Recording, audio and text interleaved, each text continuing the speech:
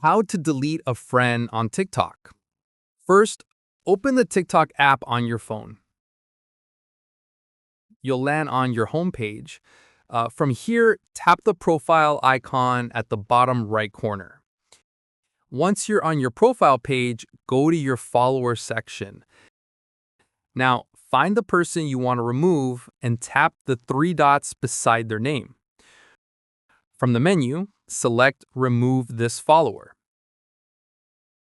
A confirmation pop-up will appear. Just tap Remove to confirm. And there you go. You've successfully removed a friend from your TikTok followers list.